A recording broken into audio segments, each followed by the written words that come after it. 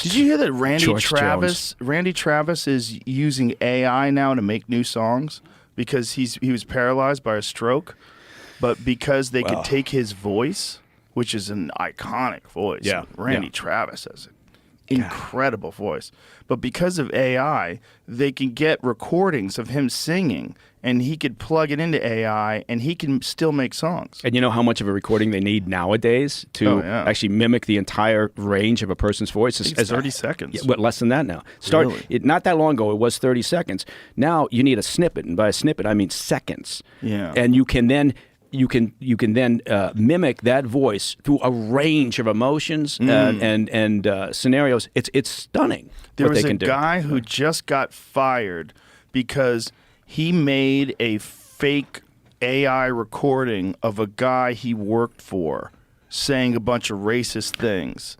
Okay. And the guy, like, everybody was attacking him and got in trouble, and then they somehow or another did an analysis on it and realized. Director did it to like the principal of the high school. Right. He was about to get fired, so he's like, all right, instead of me getting fired, watch this. Right. He thought he was being slick. Yeah. But he's a dummy, and he didn't know that they can tell. They can analyze audio recordings and tell whether or not they're real. How do they do that?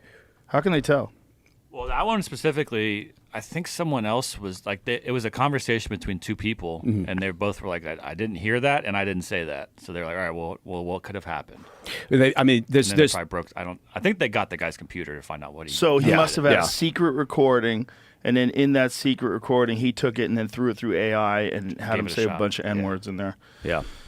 There's two aspects to this whole thing, right? There's the detection portion of it, right? Can you detect like something like this is fake, right, whether it's audio, whether it's video, combination of both.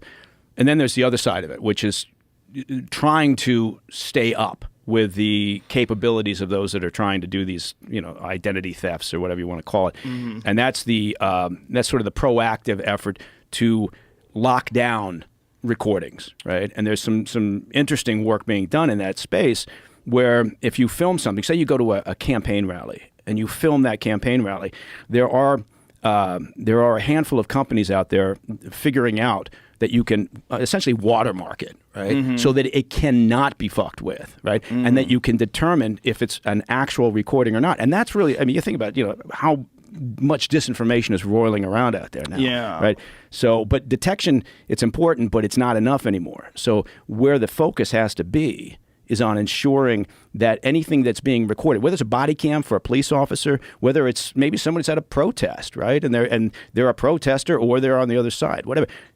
To be able to film something and then ensure that it's accurate and true going forward, right? And that's a really important part, because you can't, the detection side of it's important, but it can't stay up with the developments of all the folks out there, all the criminal gangs, criminal elements, and whether it's state-sponsored or not, that's out there, just with this disinformation effort. So, it's a fascinating problem, but people are getting duped constantly. It's a fascinating problem that is only going to get worse. As these new versions of AI get rolled out, it's going to be more and more difficult to detect what's true and what's fake. Yeah. And people can do it on their computer so easy now. I was just one of Biden. He's walking and he pauses to talk to people, and they CGI'd shit like that he's pooping himself. I saw that. The one where he kind of stops. And he's into that weird pause. Like he's got a fart. Yeah. And you just see him poop himself. And people are out there saying, "Look, that's a mid-stage dementia stance, right?" That's what they're saying now. They're talking about that. I don't know about that, but look, there's something's going on. There are, if you talk about what do they call it? Face swap, right? So they can take a photo of somebody now. They can take a little snippet of somebody talking now. And there are over 100 apps out there readily available to anybody, right? That can basically do this face swap technology and put somebody else in there. And criminal elements are doing it all the time, right? Yeah. So if I'm a fraudster and I send a note, say, to somebody in procurement, I say, hey, you need to send a check for $100,000 to our vendor, right? Here's the details. Well, they might have protocols in place at the company. It says, okay, well, first, this is a large transaction. I better call the finance director, right, or whomever. they've got a way that they can figure out how to spoof all of that, right? So you could be talking to whom you think is the finance director, but they'll actually, with the face swap technology that's available out there, right? It's somebody having a conversation. You think it's the finance director, but they're talking to you, and completely different person. Completely different person. Their person. voice gets changed. Their face gets changed. They look exactly like you. Yep. So I could use face swap technology that exists today, and with all the recordings that we have of you from this show. Oh fuck yeah, yeah. 100%. We could have you saying a bunch of shit that you never really said, and some shit that I probably did say over the years. Yeah, we've said a lot of shit. Yeah, there's some shit, but let me ask you this: like when they're doing this. All this face swap technology and all this different stuff, like what can be done to try to keep ahead of it, to make sure, like from a national security perspective, like how do you know?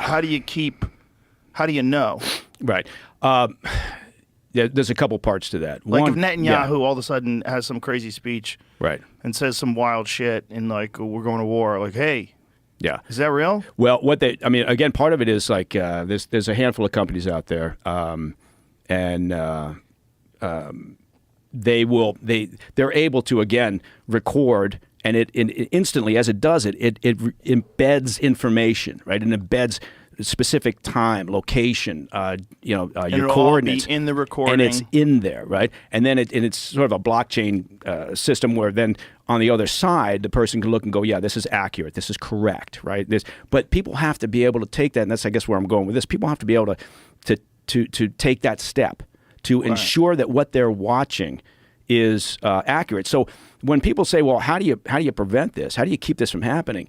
The unsatisfactory answer, just to a large degree, is it comes down to individual people, right? Everybody has a big fucking responsibility now, more so than before, to understand what they're looking at, listening to, watching. Well, right? We're fucked. We're fucked. We're really fucked. I don't want to sound cynical, because there's just too many people that are concerned about Drake and Kendrick Lamar and don't even know what's going on in Gaza.